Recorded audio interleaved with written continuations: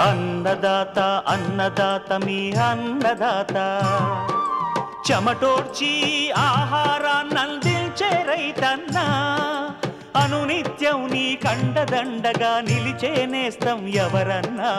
అన్నదాత అన్నదాత మీ అన్నదాత.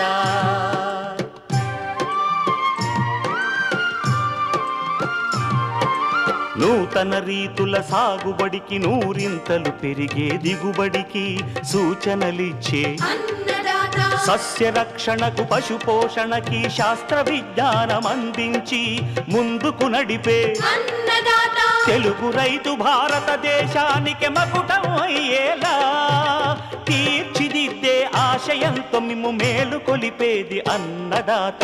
అన్నదాత అన్నదాత మీ అన్నదాత. అన్నదాత అన్నదాత మీ అన్నదాత. అన్నదాత ప్రేక్షకులకు నమస్కారం. ఈనాటి ముఖ్యాంశాలు: సాగునీటి పరీక్షల ఆవశ్యకత,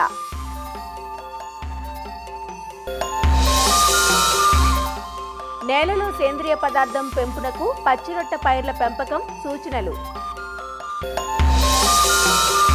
పూత పింద దశల్లోని చీనీ నిమ్మ తోటల్లో యాజమాన్య సస్యరక్షణ పద్ధతులు, ఇంకా జై కిసాన్ వ్యవసాయ సమాచారం.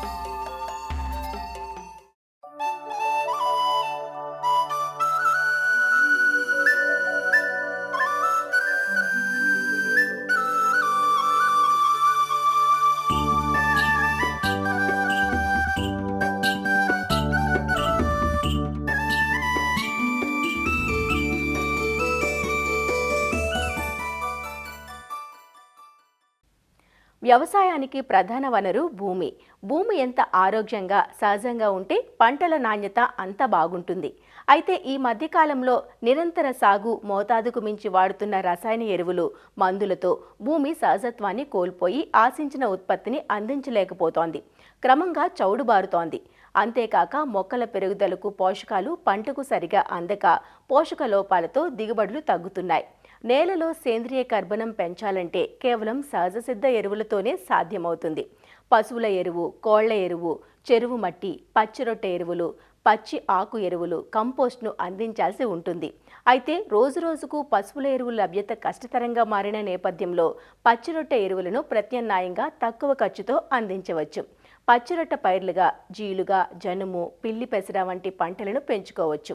పశువుల ఎరువు కోసం కనీసం 4 నుంచి 5 వేలు ఖర్చయితే పచ్చిరొట్టె ఎరువులను 1000 లోపు ఖర్చుతోనే అందించవచ్చు.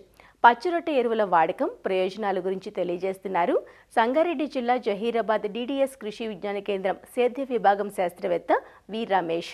ఈ రోజుల్లో చూసుకుంటే రైతులు ఏంటంటే మొత్తం అధిక దిగుబడి కోసం రసాయన ఎరువుల మీద అంటే దాని మీద ఖర్చు ఎక్కువ పెడుతున్నారు. దానివల్ల ఏమవుతుందంటే రసాయన ఎరువులు మోతాదుకు మించి వాడడం వల్ల చాలా వరకు మనం భూమి అనేది పాడైపోతుంది. దాంతోపాటు ఎరువు ఖర్చు పెరుగుతుంది. పంట కూడా దిగుబడి అనేది చాలా వరకు తగ్గిపోతుంది. ముందు అయితే మనం ఏం చేసేవాళ్ళం అంటే సేంద్రియ ఎరువులైనటువంటి అంటే పెంట ఎరువులు కానీ, వర్మీ కంపోస్టు కానీ, లేకుంటే మేకల ఎరువులు కానీ, కోళ్ళ ఎరువులు కానీ వాడేవాళ్ళు. ఇప్పుడు ఏంటంటే చాలా వరకు అవి అందుబాటులో లేకుండా పోయినాయి. దానికి ప్రత్యామ్నాయంగా మన దగ్గర ఉన్న పచ్చిరొట్టె ఎరువులు అనేది ప్రధానంగా మనం చెప్పుకోవచ్చు. లాభాలు చూసుకున్నట్లయితే భూమి యొక్క భౌతిక, రసాయన మరియు జీవ చర్యలు అనేది పెరుగుతాయి అన్నట్లు. నీటిని నిలుపుకునే గుణం అనేది కూడా ఈ పచ్చిరొట్టె ఎరువుల వల్ల పెరుగుతుంది. ఇంకోటి ఏంటంటే మొక్కకు అందుబాటులో లేని పోషకాలు కూడా అందుబాటులోకి వచ్చే అవకాశం అనేది కూడా చాలా వరకు ఉంటుంది. సేంద్రియ కర్బనం కూడా దాదాపు 35 నుంచి 40% వరకు అనేది మనం ఈ పచ్చిరొట్టెల చేనులో కలిగి దున్నడం వల్ల కూడా భూమికి అనేది అందుతుంది. నత్రజని, భాస్వరం, పొటాషియం కాకుండా మిగిలిన పోషకాలు కూడా స్థూల పోషకాలు కానీ, సూక్ష్మ పోషకాలు కానీ మొక్కకన్నీ అందే విధంగా వస్తాయి. అయితే దీనికి ఉండాల్సిన లక్షణాలు చూసుకున్నట్లయితే త్వరగా పెరిగి భూమిలో తొందర కుళ్ళే గుణం అనేది ఉండాలి. తక్కువ వ్యవధి కాలపరిమితి కలిగి ఉండాలి. పంట వేసేదానికి, ఈ పంట పెరిగేదానికి ఒక 60 రోజుల సమయం కావాలి. కాబట్టి దీన్ని చూసుకోవాలి. ఈ పచ్చిరొట్టె ఎరువులలో ప్రధానంగా చెప్పుకోవాల్సినది జనుము, జీలుగు, పిల్లి పెసర, బొబ్బర్లు పెసర ఇట్లాంటివి. జీలుగు చూసుకున్నట్లయితే ఇదేంటంటే మనం క్షారత్వం ఎక్కువగా ఉన్న భూములలో అంటే ఇది వరి పొలాల్లో బాగా పనిచేస్తుంది. ఎకరాకు 12 నుంచి 15 కిలోల విత్తనం అనేది సరిపోతుంది. 50% పూతకొచ్చినప్పుడు అంటే 55 నుంచి 60 రోజుల సమయంలో మనం చేనులో కలియదున్నడం వల్ల మనకు ఎకరాకు 8 నుంచి 10 టన్నుల పచ్చి రొట్టె అనేది మనకు అందుబాటులోకి వస్తుంది. దాంట్లో 1 టన్ను పచ్చి రొట్టెలో మనకు 6 కిలోల నత్రజని, 1 నుంచి 1.5 కిలోల భాస్వరము, 5 కిలోల పొటాస్ అనేది మనకు అందుబాటులో వస్తుంది. దాంతోపాటు మనం రెండోగా చెప్పుకునేది ఏంటంటే జనుము. ఎకరాకు 12 నుంచి 15 కిలోలు విత్తనం సరిపోతుంది. ఎకరాకు 6 నుంచి 8 కిలోల పచ్చి రొట్టె కూడా మనకు భూమిలోకి అందుతుంది. దీని ద్వారా ఏంటంటే మనకు 1 టన్నుకు 7 కిలోల నత్రజని, 1 కిలో భాస్వరం, 5 కిలోల పొటాస్ అనేది కూడా అందుతుంది. దీంతో పాటు మనం నెక్స్ట్ చెప్పుకోవాల్సింది పిల్లి పెసర. చౌడు భూములు కాకుండా మిగిలిన అన్ని భూములలో సాగు చేసుకోవడానికి అనుకూలంగా ఉంటుంది. ఎకరాకు మనకు 8 నుంచి 10 కిలోల విత్తనం సరిపోతుంది. 4 నుంచి 6 కిలోల పచ్చి రొట్టె అనేది భూమికి అందుతుంది. 6 కిలోల నత్రజని, 1 కిలో భాస్వరం, 5 నుంచి 6 కిలోల పొటాస్ అనేది కూడా మనం 1 టన్నులో అందుబాటులోకి వస్తుంది. దీని తర్వాత మనం మెయిన్గా చెప్పుకోవాల్సింది బొబ్బర్లు అంటే అలసంద అంటాం. ఎకరాకు 8 నుంచి 10 కిలోల విత్తనము ఎదతల్లి మనం బాగా పెరిగి అంటే పూత దశకు వచ్చే టైంలో భూమిలో కలియదున్నడం వల్ల ఏంటంటే చాలా వరకు మనకు ఎరువు ఖర్చు అనేది తగ్గించుకోవచ్చు. 1 టన్నుకు 7 కిలోల నత్రజని, 1 కిలో భాస్వరం, 5 నుంచి 5.5 కిలోలు పొటాస్ అనేది మనకు భూమికి అందుబాటులో వస్తుంది. దీంతో పాటు మనం తర్వాత చెప్పుకోవాల్సింది మెయిన్గా పెసర అనేది కూడా మనకు ఈ పచ్చి రొట్టె ఎరువుగా బాగా పనిచేస్తుంది. దీంట్లో కూడా మనము ఎకరాకు 10 నుంచి 12 కిలోల విత్తనం వేసుకొని పూత వచ్చే టైంలో చేనులో కలియదున్నడం వల్ల మన ఎకరాకు 4 నుంచి 6 టన్నుల పచ్చి రొట్టె అనేది మనకు భూమికి అందుతుంది. టన్ను పచ్చి రొట్టెలో మనకు 7 కిలోల నత్రజని, 1 నుంచి 1.5 కిలోల భాస్వరం, 5 నుంచి 6 కిలోల పొటాస్ అనేది కూడా మన భూమికి అందుతుంది. ఈ విధంగా మనము ఈ పూత దశలో మనం ఈ పచ్చి రొట్టె ఎరువులు కలియదున్నడం వల్ల చాలా వరకు ఏంటంటే మనం ఈ నత్రజని ఎరువుల పైన ఖర్చు చేసేది 25% వరకు ఎరువుల ఖర్చు అనేది తగ్గించుకోవచ్చు.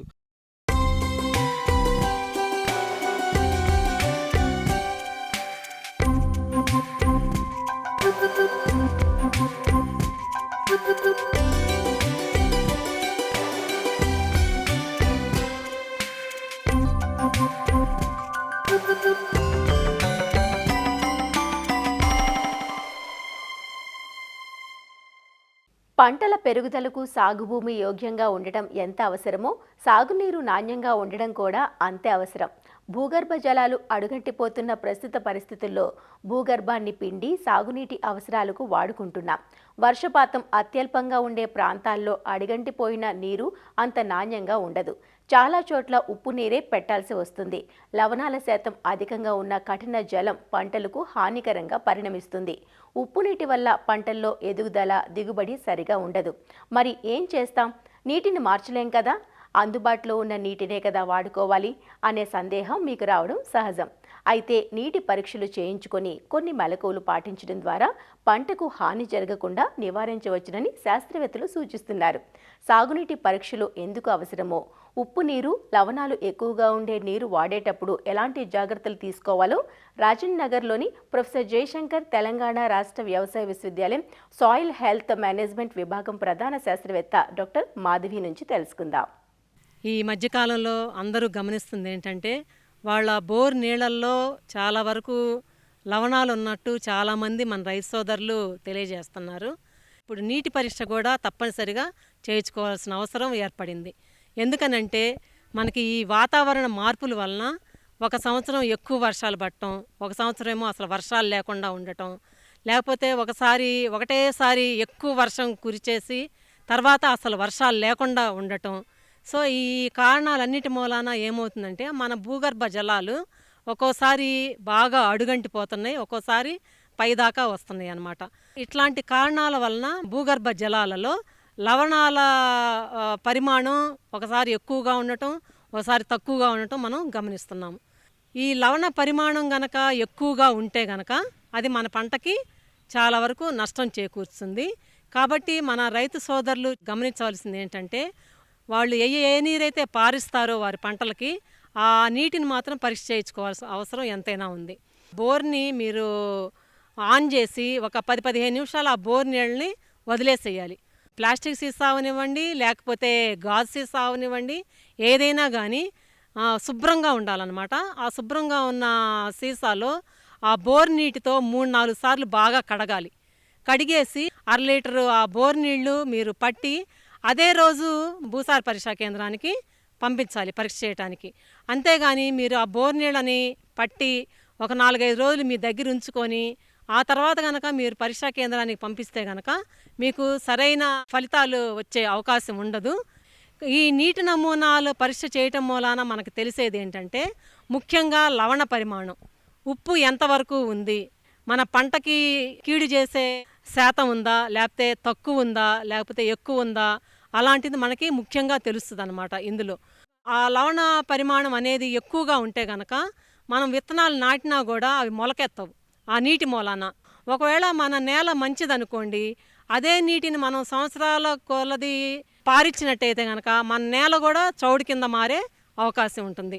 లవణ పరిమాణం కనుక ఎక్కువగా ఉంటే మాత్రం ఆ నీటిని మీరు ఎక్కువగా వాడొద్దు. కాకపోతే అసలు నీటిని వాడకుండా మనం ఉండలేం కాబట్టి మీకు దగ్గరలో ఏదైనా కాలువ కానీ లేకపోతే ఏదైనా ఉంటే కానీ ఆ నీటితో ఒక తడి ఇచ్చి, ఒక తడి మీ బోర్ నీళ్ళతో ఇస్తే కనుక కొంతవరకు నేలల్లోకి వెళ్ళే ఆ లవణాలని కొంతవరకు మనం తగ్గించడానికి అవకాశం ఉంటుంది. అదే కాకుండా మనకి ఈ నీటిలో సోడియం అనేది కూడా ఒక్కోసారి ఎక్కువగా ఉంటుంది. ఆ సోడియం కనుక ఎక్కువగా ఉన్నట్టు మీరు గమనిస్తే కనుక మీరు బోర్ నీళ్ళు అయితే ఎక్కడ వదులుతారో అక్కడ ఒక జిప్సమ్ సంచిని వేయాలన్నమాట. ఆ నీరు ఆ సంచి ద్వారా గనక ఆ సంచిలో నుంచి గనక బయటకు వస్తే గనక ఆ నీటిలో ఉన్న సోడియాన్ని కొంతవరకు మనం తగ్గించడానికి అవకాశం ఉంటుంది. ఒకవేళ మీకు సంపు ఉందనుకోండి, సంపు ఉంటే కనుక ఒక 2 బ్యాగులు జిప్సమ్ సంచులు ఆ సంపులో వేసేసి ఆ నీటిని మీరు పొలంలోకి పారించుకుంటే కనుక తగ్గించుకోవడానికి అవకాశం ఉంటుంది. అట్లాగే క్లోరైడ్స్ అనేవి కూడా ఎక్కువగా ఉంటాయి. ఆ క్లోరైడ్స్ ఎక్కువగా ఉన్నాయి అనుకోండి మీ నీటిలో, ఆ ఆకుల కొనలు పైనుంచి కిందకి ఎండిపోతాయి అన్నమాట.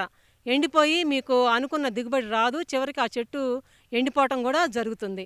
అట్లాగే కార్బొనేట్లు, బైకార్బొనేట్లు అని అంటాము. అవి గనక ఎక్కువ ఉంటే గనక వాటికి కూడా మనం ఏమీ చేసేది ఉండదు. వీలైనంత వరకు మనము వర్షం మీదే ఆధారపడే పంటలనే పండించుకోవాల్సిన అవసరం ఉంది.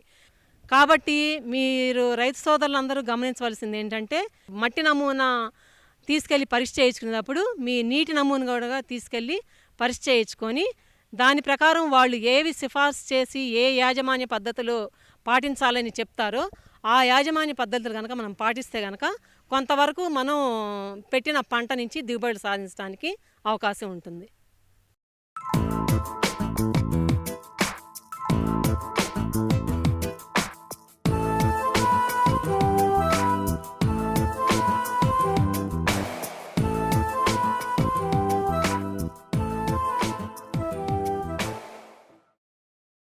పండ్ల తోటల సాగులో మామిడి, అరటి తరువాతి స్థానం ఆక్రమించింది చీనీ నిమ్మ. విటమిన్ సి పుష్కలంగా ఉండి నిరోధక శక్తి పెంచే పండ్లుగా నిమ్మ, బత్తాయికి మంచి ఆదరణ ఉంది. తోటలన్నీ ప్రస్తుతం పూత, పిందె దశల్లో ఉన్నాయి. ఇప్పుడున్న అధిక ఎండలకు, వడగాలులకు పూత, పిందె రాలటం, కాయల పెరుగుదల అంతంత మాత్రంగానే ఉండటం, రసం పీల్చు పురుగుల తాకిడి ఎక్కువగా ఉండటం వంటి సమస్యలు తలెత్తుతాయి. ఈ సమస్యలను అధిగమించి నాణ్యమైన దిగుబడులు సాధించాలంటే వేసవిలో నిమ్మ, బత్తాయి తోటల్లో చేపట్టాల్సిన యాజమాన్య సస్యరక్షణ చర్యలు తెలియజేస్తున్నారు వైఎస్ఆర్ ఉద్యాన విశ్వవిద్యాలయం పశ్చిమ గోదావరి జిల్లా ఉండి కృషి విజ్ఞాన కేంద్రం శాస్త్రవేత్త డాక్టర్ బిందు ప్రవీణ. నిమ్మ పంట రైతులకు సంవత్సరం పొడవునా కూడా ఆదాయాన్ని ఇచ్చే సిట్రస్ జాతి పంట. రైతులు బత్తాయి మరియు నిమ్మ పూతలో మరియు కాయ దశల్లో అవలంబించాల్సిన యాజమాన్య పద్ధతులు మీద అవగాహన లేకపోవడం వల్ల వివిధ రకాల చీడపీడలు, పోషక లోపాల యాజమాన్యం అవగాహన లేకపోవడం వల్ల పూత మరియు పిందె ఎదిగే దశల్లో కూడా చీడపీడలు, పోషక లోపాల వల్ల ధర లేకపోవడంతో రైతులకు అధిక నష్టం వాటిల్లుతుంది. అందువల్ల రైతులు సమగ్ర యాజమాన్య పద్ధతులను సరైన సమయంలో పాటిస్తే నష్టం వాటిల్లకుండా మనం కాపాడుకోవచ్చు. పూత మరియు పిందెలు ఏర్పడడం నిమ్మ పంట నాటిన 3 సంవత్సరాల నుంచి మొదలవుతుంది. ముఖ్యంగా 3 సంవత్సరాల వయసున్న నిమ్మ చెట్టు ప్రతి ఒక్కింటికి 30 కిలోల పశువుల ఎరువులు, 3 కిలోల వేపపిండి, 600 గ్రాములు యూరియా, 500 గ్రాముల మ్యూరేట్ ఆఫ్ పొటాషు మరియు 1.5 కిలోల సింగిల్ సూపర్ ఫాస్ఫేట్ను డిసెంబర్, జనవరి నెలల్లో మనం వేసుకోవాలి. 4 సంవత్సరాల పైబడిన చెట్లకి ఏంటంటే మనము 40 కిలోల పశువుల ఎరువులు, 800 గ్రాముల యూరియా, 750 గ్రాముల మ్యూరేట్ ఆఫ్ పొటాష్, 2 కిలోల సింగిల్ సూపర్ ఫాస్ఫేట్ను కలిపి చెట్లు పొదల్లో మనం వేసుకోవాలి. 1 ఎకరం బత్తాయి పంటకు పూత దశ నుండి కాయ ఎదిగే దశ వరకు అనగా 31 నుంచి 80 రోజుల వ్యవధిలో మనము యూరియా అనేది 40 కిలోల యూరియా అనేది 3 దఫాలుగా అంటే 14 కిలోలు ఒక దఫాకు చొప్పున వేసుకుని, అదేవిధంగా 319 అనే ఎరువును 27 కిలోలను 3 దఫాలుగా వేసుకోవాలి. బత్తాయి కాయ పెరిగే దశల్లోనూ కాయ పక్వ దశల్లోనూ మనం వైట్ పొటాష్ అనే ఎరువును అంటే 0060 ఎరువును చెట్టుకి 88 గ్రాములు అంటే దాదాపుగా ఎకరానికి 10 కిలోలు 4 సార్లు చొప్పున కాయ పెరిగే దశల్లోనూ 4 సార్లు కాయ పక్వ దశల్లోనూ ఇవ్వాలి. పూత సరిగ్గా ఏర్పడాలన్నా, పిందె సైజు బాగా పెరగాలన్నా, సూక్ష్మ పోషకాల లోపాలు కూడా రాకుండా చూసుకోవాలన్నా మనం సూక్ష్మ పోషకాల మిశ్రమాన్ని చెట్లకు మనం పిచికారీ చేసుకోవాలి. దీని కొరకు మనం భారతీయ ఉద్యాన పరిశోధన సంస్థ బెంగళూరు వారి నుంచి తయారు చేయబడిన అర్కా సిట్రస్ స్పెషల్ అనే సూక్ష్మ పోషకాల మిశ్రమాన్ని పూత ఏర్పడడానికి 1 నెల ముందు, పూత ఏర్పడిన తర్వాత కాయ ఎదిగే దశల్లో అనగా బఠానీ గింజ సైజుల్లో ఉన్నప్పుడు, పిందెల మీద గోళీకాయ దశల్లోనూ లీటర్ నీటికి 5 గ్రాముల చొప్పున మనం పిచికారీ చేసుకుని అధిక దిగుబడులను పొందవచ్చు. అదేవిధంగా పోషక లోపాలని నివారించుకోవచ్చు. వాతావరణంలో హఠాత్తుగా వచ్చే పరిణామాలు, అదేవిధంగా రైతులు నీటి తడులను సరిగ్గా ఇవ్వకపోవడం వల్ల పూత మరియు పిందె అనేది రాలడం జరుగుతుంది. అందువల్ల నీటి తడులను క్రమం తప్పకుండా వాతావరణ పరిస్థితులను అలాగే నేల స్వభావాన్ని బట్టి కూడా మనం తడులు అనేవి అందించాలి. అలాగే చెట్లకు పూత సమయంలో ఒకసారి, పిందెలు కార సైజుల్లో ఉన్నప్పుడు ఒకసారి 1 మిల్లీలీటర్ ప్లానోఫిక్స్ను 4.5 లీటర్ల నీటికి కలిపి మనం పిచికారీ చేసుకోవాలి. పూత పిందె ఎదిగే దశల్లో మనం చీడపీడలను చూసుకున్నట్లయితే ముఖ్యంగా వచ్చే నల్లి పురుగులు ఏంటంటే కాయ అంతటా మంగు ఏర్పడడానికి నల్లి పురుగులు అనేవి ప్రధాన కారణము. కాయలపైన ఉన్న రసాన్ని పీల్చడం వల్ల చిన్న చిన్న తెల్లని మచ్చలు అనేవి ఏర్పడతాయి. కాయలు చిన్నవిగాను, తోలు గట్టిగాను, పెలుసుగాను ఉండి మార్కెట్లో అనేది ధర అనేది తక్కువగా ఉంటుంది. ఈ నిమ్మకాయలు గోళీ సైజులో ఉన్నప్పుడు నీటిలో కరిగే గ్రంథకాన్ని 3 గ్రాములు లీటర్ నీటికి చొప్పున లేదా ప్రొపాగేట్ 1 లీటర్ నీటికి కలుపుకుని చొప్పున లేదా స్పైరోమైసిన్ 0.8 లీటర్ నీటికి చొప్పున కలుపుకుని మనం పిచికారీ చేసుకోవాలి. రెండోసారి 20 రోజుల తర్వాత ఈ రసాయన మందులను మార్చి మనం పిచికారీ చేసుకోవాలి. ఈ రసం పీల్చే పురుగుల్లో అతి ముఖ్యమైనది తామర పురుగు. ఈ తామర పురుగులు ఏంటంటే కాయల మీద రసం పీల్చి తెల్లటి మచ్చల లక్షణాలని మనం గమనిస్తాం. దీన్ని వాడుక భాషలో ఏంటంటే పురుగు నాకుడుగా కూడా పిలుస్తూ ఉంటారు. దీని నివారణకు కాయలు బఠానీ గింజ సైజులో ఉన్నప్పుడు ఒకసారి, గోళీ దశలో ఉన్నప్పుడు ఒకసారి ఫిప్రోనిల్ 2 మిల్లీలీటర్లు లేదా స్పైనోసైడ్ అనే మందును 0.4 మిల్లీలీటర్లు లీటర్ నీటికి చొప్పున మనం 15 రోజుల వ్యవధిలో ఒకసారి పిచికారీ చేసుకుంటూ ఉండాలి. ఈ పిచికారీ చేసుకునేటప్పుడు మనం ఏంటంటే గమ్ము అంటే శాండోవిట్ కానీ లేదా టీపాల్ కానీ ధనువిట్ కానీ లీటర్ నీటికి 0.5 మిల్లీలీటర్లు కలుపుకుని మనం పిచికారీ చేసుకోవాలి. ఈ తామర పురుగు నివారణకు ఏంటంటే మనము పొలంలో అక్కడక్కడ కూడా నీలం రంగు జిగురు అట్టలను పెట్టుకోవడం వల్ల మనం ఆ తామర పురుగు ఉధృతిని తెలుసుకోవడమే కాకుండా సరైన సమయంలో కూడా మనం పురుగు మందులు పిచికారీ చేసి తామర పురుగు ఉధృతిని మనం తగ్గించవచ్చు.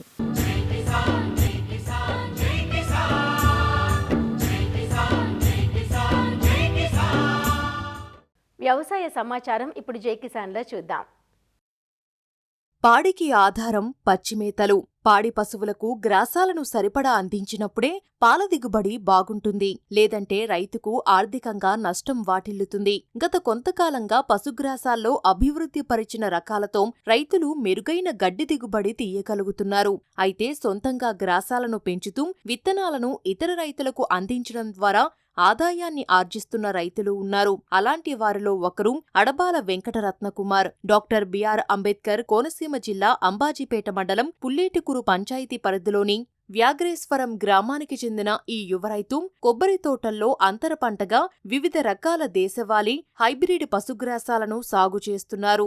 ఏకవార్షిక, బహువార్షిక గ్రాసాలను సేంద్రియ విధానంలో పెంచుతున్నాడు. విత్తన కనుపులను, విత్తన గింజలను విక్రయిస్తూ ఆదాయాన్ని ఆర్జిస్తున్నాడు. గడ్డి విత్తనాలు కావాల్సిన రైతులకు నాణ్యమైన విత్తనాలను అందజేస్తానంటూ వివరిస్తున్నాడు. వివిధ రకాల గడ్డి జాతుల్ని మేమైతే పెంచి ఇక్కడ లోకల్లో రైతులకు, అదేవిధంగా ఆంధ్ర మరియు తెలంగాణ, బెంగళూరు వరకు కూడా మనం ట్రాన్స్పోర్ట్ సర్వీస్ ద్వారా అయితే మనం రైతులకి సప్లై చేయడం జరుగుతుంది. మా దగ్గర ఉన్న రకాల్లో చూసుకుంటే హైబ్రిడ్ రకాలు, అదేవిధంగా దేశవాళీ రకాలు 2 జాతులు కూడా విత్తనాల రూపంలోనూ, అదేవిధంగా కనుపుల రూపంలో కూడా అయితే ఈ గడ్డి రకాలను బట్టి ఒక్కొక్క విధంగా అయితే మనం ఆర్టీసీ కార్గో సర్వీస్ ద్వారా, అదేవిధంగా కొన్ని ట్రాన్స్పోర్ట్ల ద్వారా అయితే పంపించడం జరుగుతుంది. మన దగ్గర మనకి అధిక దిగుబడిలో చూసుకుంటే ఈ సూపర్ నేపియర్తో పాటు రెడ్ నేపియర్, స్మార్ట్ నేపియర్, అదేవిధంగా 4G బుల్లెట్ నేపియర్, దేశవాళీ రకాలైన మనకి జింజువా, హీరామణి సప్లై చేయడం జరుగుతుంది. ఇప్పుడు వరకు మీకు చెప్పుకున్న ఈ గడ్డి జాతులన్నీ కూడా మనకి కనుపుల రూపంలో సప్లై చేయబడుతుంది. అదేవిధంగా కనుపుల్లో కాకుండా విత్తనాల రూపంలో మనకి చూసుకుంటే కోఎఫ్ఎస్ 29, 31, CSV 33, స్టైలో హెమట, అదేవిధంగా హెడ్జిలోసర్, అధిక మాంసం కృతులు కలిగిన పప్పు జాతి గడ్డిలో హెడ్జిలోసర్ చాలా కీలకమైన పాత్ర పోషిస్తుంది. దూడల పెంపకంలో మనకి ఇటు మన ఉభయ గోదావరి జిల్లాల్లో చెంగల్ అని మనం అంటాం, చెంగల్వాని. ఈ గడ్డికి ప్రత్యామ్నాయంగా గుజరాత్ నుంచి జింజువా అనే పశుగ్రాసం, ఇది దేశీయ రకం, గుజరాత్ దేశీయ రకం. ఈ జింజువా గడ్డి కూడా మనకి చూసుకుంటే దూడల పెంపకంలోకి కానీ, ఆవుల పాల దిగుబడిలోకి కానీ, పాల దిగుబడిని పెంచడంలో కూడా ఈ జింజువా గడ్డి అధిక పాత్రను పోషిస్తుంది.